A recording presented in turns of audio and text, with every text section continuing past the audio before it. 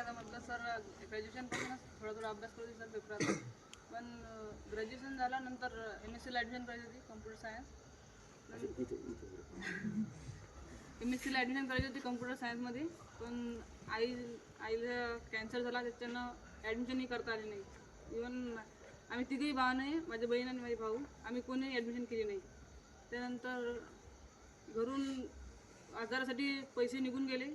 पूर्ण जबाबदारी आहे ते मामाने केली पूर्ण. मामा एक मिनिट उभं राहते.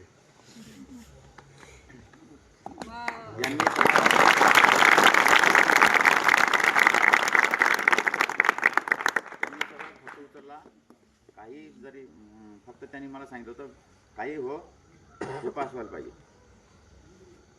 ठीक आहे. या मुलीच्या आईला कोणतं ब्लड कॅन्सर नाही सर, चेस्टचा कॅन्सर आहे. एवढं सगळ्या घरचे प्रॉब्लेम असून सुद्धा तिनं खूप मेहनत केली आणि ते आज म्हणजे यशाच्या शिखरावर पोहोचली. ठीक आहे. आणि याला कसे आपले जवळचे लोक असतात तेच हेल्प करू शकतात. खरोखर ज्यांना वाटते काही त्यांनी सांगितलं होतं नाही यांच्या घरची खूप कंडिशन आहे, लागायलाच पाहिजे मुली. तर ते लागली, तिनं मेहनत केली. बाकी गोष्टी पण तिला म्हणजे वजन पण जास्त होतं. खूप जास्त होतं. ठीक. ते पूर्ण खर्च जो आहे तो मामानेच दिला. नंतर आईचा आजार, त्यामुळे आम्ही मामाच्या घरीच होतो, आई आणि मी. नंतर हे एक्झामची डेट पडली. फॉर्म भरलेला होता मी, असं ध्यानात पण नव्हती की मी फॉर्म भरलेला आहे. आणि एक्झामची डेट पडली तेव्हा अभ्यास काहीच नव्हता. आणि नंतर मग मामाला म्हटलं, मामा म्हणत लायब्ररी जॉईन कर. मग अकोला लायब्ररी लावली 1 महिना. आणि तिथून थोडा अभ्यास आधी होता चांगला, म्हणजे अजून पासून अभ्यासाला लागली. 1 महिन्यात पूर्ण सिलेबस कवर तर झाला नाही, पण जेवढा होईल शक्य माझ्याने तेवढा पूर्ण केला मी. आणि नंतर पेपर झाला आणि लिस्ट लागली. पेपर झाल्यानंतर मला तर गॅरंटीच नव्हती की मी एवढे चांगले म्हणजे मार्क घेणार म्हणून. इवन 100च्या वर जाईल एवढं वाटत नव्हतं मला. रिझल्ट लागला तेव्हा मार्क पाहिल्यावर मामा म्हणतो ते तू लागली. मी म्हटलं मामा अजून ग्राउंड बी नाही झालं. तू लागली म्हणत, मला माहीत आहे तू लागली. मी म्हटलं मामा एवढा कॉन्फिडन्स मला माझ्यावर बी नाही, कारण माझ्या रनिंग काहीच नाही. मग तिथं मामाच्या गावला मामा 2 दिवस सोबत आले होते रनिंगला. नाही वेळा, हां तिथं वेळाला 2 दिवस सोबत आले होते. त्यांनी रनिंग पाहिली. रनिंग म्हणजे ते जॉगिंग जे आहे ना, ते मला माझी स्पीड वाटत होती की एकदम जोरानं धावतो म्हणून. जे नॉर्मली तर जॉगिंग होते तेवढी माझी स्पीड वाटत होती. मामाने पाहिलं, मग मामा म्हणत रनिंग तर आता काही खरं नाही वाटलं. मग सरांचा व्हिडिओ पाहिला होता मी इंस्टावर. सरांचा व्हिडिओ पाहिला होता आणि मग मी म्हटलं मामा इथं जाऊन पाहतो. बाबाला म्हटलं, बाबा म्हणत आता आपलं कोणी ओळखीचं नाही इथं, कसं काय एवढं दूर. मी म्हटलं तुमची इच्छा म्हटलं मामाने म्हटलं की जाऊ द्या 1 महिना पाहू, जर जमलं तिच्यानं झालं तर ठीक, नाही तर मग शेवटी तिची इच्छा म्हणत जायचं की नाही जायचं. मी म्हटलं जायचं आहे मला, आता काही बी हो. मग मामा आले. पहिल्या दिवशी आम्ही पाहून गेलो, सगळं व्यवस्थित वाटलं. मग दुसऱ्या दिवशी आलो तेव्हा सर नव्हती इथं, गव्हांडे सर आणि सरच होते. पहिल्या दिवशी यांची रनिंग पाहिली. रनिंग पाहिल्यावरच मी रडायला लागली. नाही होतच नाही म्हटलं हे. मग दुसऱ्या दिवशी याचा टायमिंग झाला. हे जे माझ्यासोबतचे होते जीडीवाले, यांच्या सर्वांचा टायमिंग झाला. आणि मी नवीन होती म्हणून सरांनी टायमिंग देऊन गेला नाही सर. आणि टायमिंग झाला, त्याचा टायमिंग पाहिला तेव्हा मी ते एक शीतलताई होती त्याचा टायमिंग पाहून तर बस मला रडत आला होता. आणि मी गावंडे सराकडे गेली आणि सर हे माझ्यानं होतच नाही होतलं सर.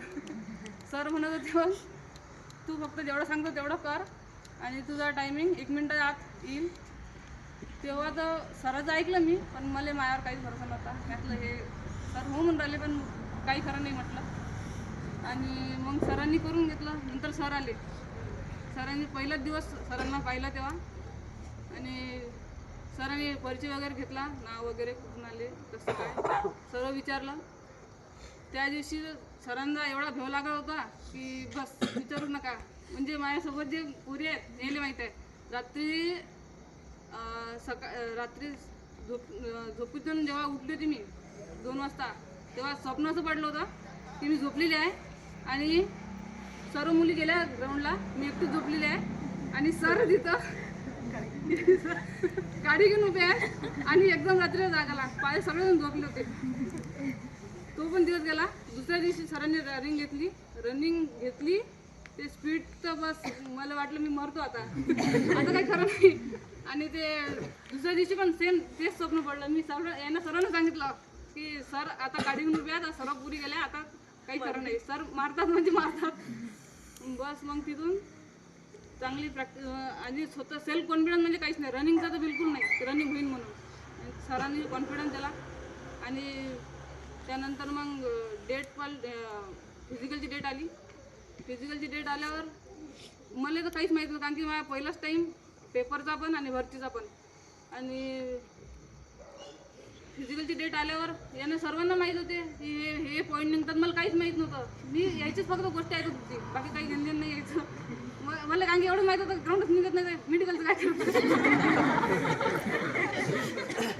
मेडिकल. मग ते 8 दिवस राहिले तसे. हे सांगत होता की ओव्हरवेटचा हे निघते. नाही झालं आता मेडिकल ग्राउंडही काढलं तरी मेडिकल निघत नाही. मग सर म्हणून तू काही टेन्शन घेऊ नको, तू रनिंग काढतो माहीत आहे. आणि सरांचाच कॉन्फिडन्स की मी तिथपर्यंत गेली. तिथं गेल्यावर पण तिथं लाईनीत असं उभं राहिलो, रिक्षा माझ्या साईड नव्हती. तिथं गेल्यावर पण असं वाटत नव्हतं की होईन म्हणून. आणि त्याआधी एक दिवस रात्रीचं सरांनी तर हे घेतलं होतं. 11 वाजता सरांनी आम्हाला चॅलेंज केलं होतं की तुम्ही कोणीच काढू शकत नाही 1600, ते पण एवढ्या रात्रीचं. तिथं पाणी पण होतं आणि तिकडे लाईट पण नव्हते. तर त्या दिवशी म्हणजे मला त्रास होता पोटाचा, पोट दुखत होतं. सरांनी म्हटलं होतं, सर मी सरांजवळ गेली म्हणजे सांगायचं होतं की सर मी नाही करू शकत, मला त्रास आहे म्हणून. सर म्हणते काही नाही, 2 मिनिटात बूट घालून मी तिथं उभं राहिली. आणि सर म्हणत तिथं याच्यासोबत पहिले झाली होती, ते शीतलताई आणि मी साईडले होते. तर नंतर सर म्हणत तू जर आज काढली रनिंग तर तू तुझं ग्राउंड निघालं म्हणून समज. पहिला राऊंड तर चांगला गेला. दुसऱ्या राऊंडपासून म्हटलं आता इथंही निघत नाही, तिथंही निघतच नाही ग्राउंड. पण तरी पण याच्या स्वतःची जीत मेहनतला आता इथं जर निघालं नाही तर एवढे 2 महिने थांबून इथं काहीच कामाची गोष्ट नाही. नाही सर, रात्रीचं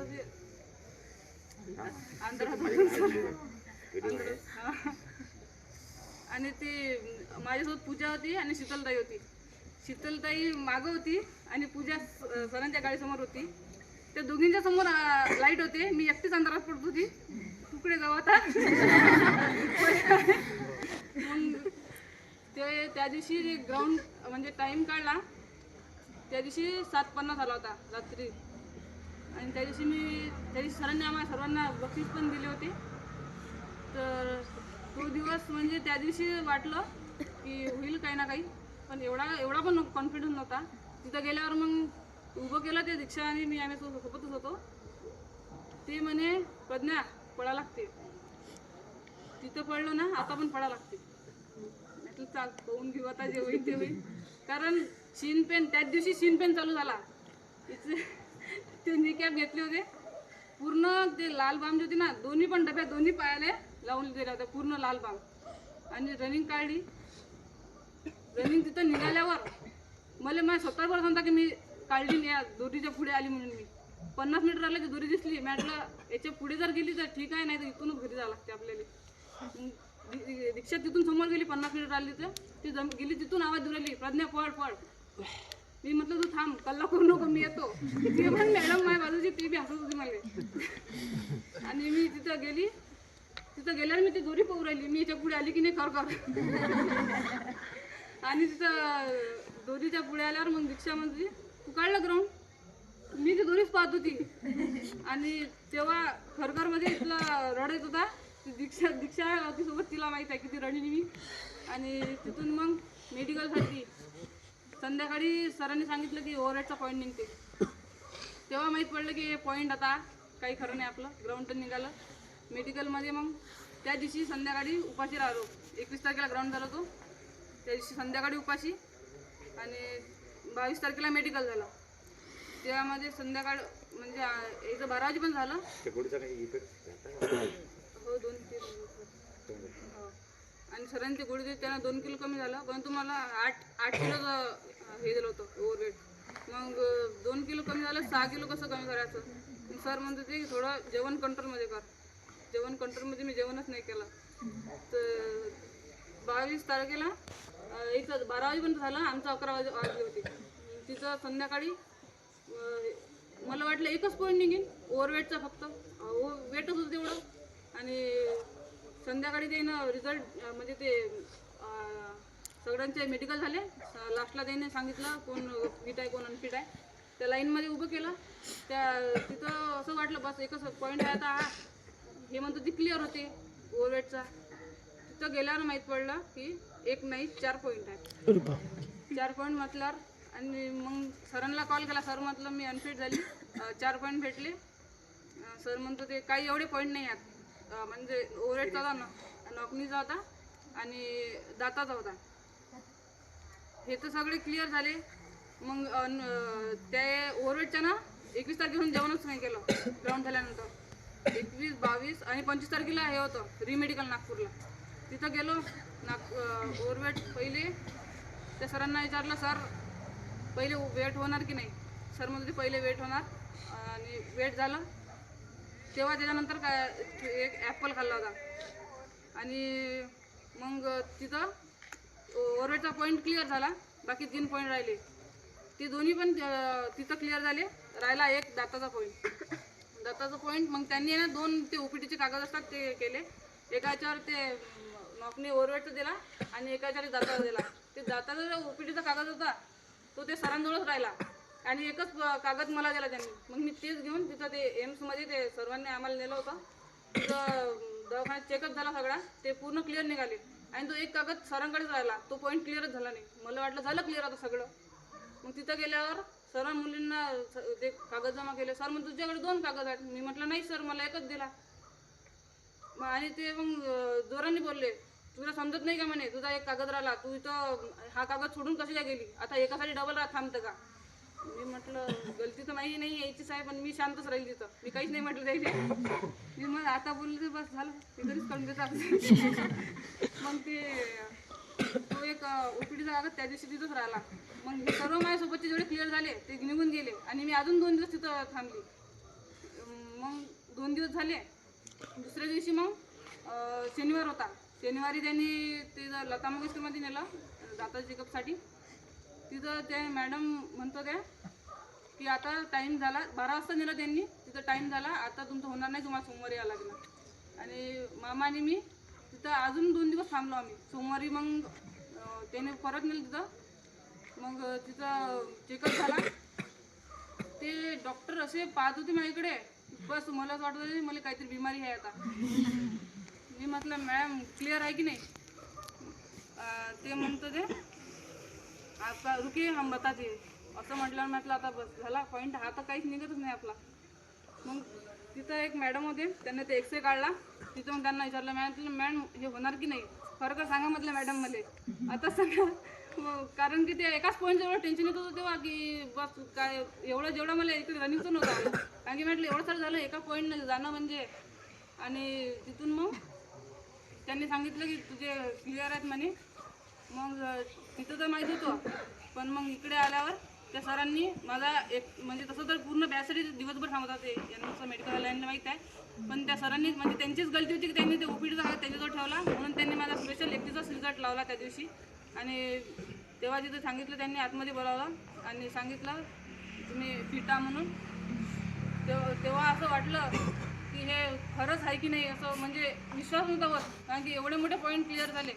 आणि जेव्हा पहिले मेडिकल झालं होतं सरांनी म्हटलं होतं की तू जा होते क्लिअर. सरांनी सपोर्ट दिला. त्यानंतर मग मी म्हटलं मामा म्हणतो ते की चल जाऊन पाहू, जी होईन ते होईल. मी म्हटलं नाही ना मामा जाऊ द्या ना, काय एवढं मोठं भाडं खर्च करता नागपूरला येते. मग म्हणते तू चाल फक्त पाहून घे. तुम्हाला सांगितलं होतं मेडिकलचे पॉईंट काही नसतात, क्लिअर होतात. आता आर्मीमध्ये पण 6-6 पॉईंट क्लिअर झाले.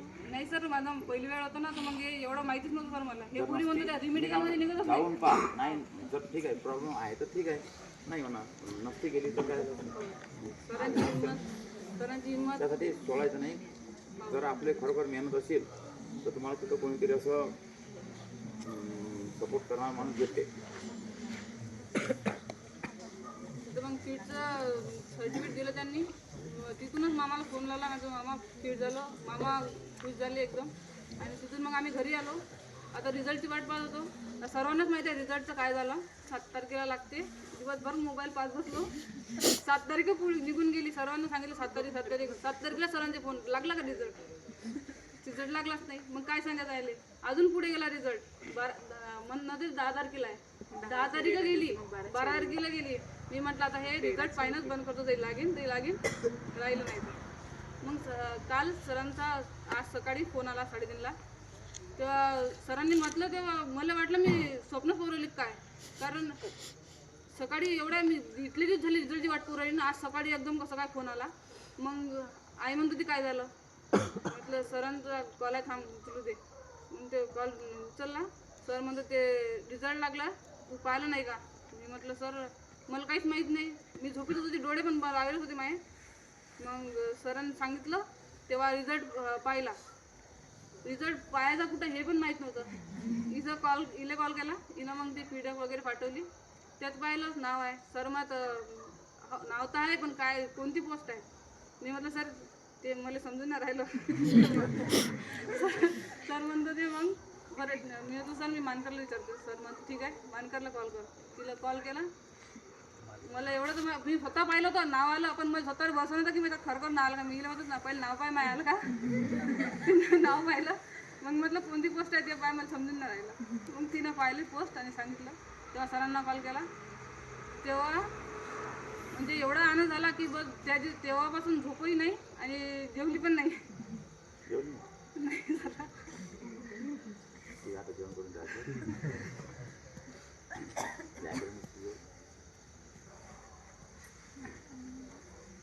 अजून काय बोलायचं.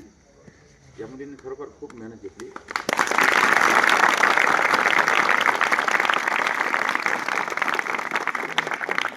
प्रॅक्टिसमध्ये या मुलीने नाही म्हटलं मी किती टाईम सांगतो, 8 सांगू 16 सांगू, तिने केलं. मानतात तरी कधी कधी म्हणत होती होत नाही नाही मी बोलायचं. मला बाहेर तुम्ही जर केलं तर होते. शेवटच्या टायमाला हे आराम करून मी पाहते. आता जर म्हटलं ठीक आहे तू कर, आम्हाला आमच्या प्रॅक्टिसवर विश्वास आहे. जे आम्ही सांगतो ते तुम्ही करा, 100% सक्सेस भेटेल. आपली गॅरंटी आहे. आम्ही जे सांगतो ते करा, ठीक आहे. आणि काहीतरी शिकायचं असते. व इथून असे भरपूर आमच्या समोर विद्यार्थी लागलेले आहेत. सगळ्याच्या मागं लागणारे सुद्धा मागं राहत होते प्रॅक्टिसमध्ये. आणि इथली प्रॅक्टिस अशी आहे, पुढचा तर पास होतेच, मागचा पण सगळ्यात लास्टला येणारा पण पास होते, ठीक आहे. बाथरूममध्ये लपणार सोडून. आता हे यांचे अनुभव आहेत, ठीक आहे ना. आणि सक्सेस माणसाचे अनुभव माहीत असतात. एखाद्या आता कोणी नाही लागला त्याला आपण हे उभं करू, तू का नाही लागला, ठीक आहे. त्याच्याकडून काहीतरी शिकायचं असते. हे मुलं होते गेले का ते धांदे कुठं आहे होता नाही तर दिसतच मला गेलं का. कोण आहे त्या प्रकार आहे का कोणी कोणी आहे का अंदर आहे का.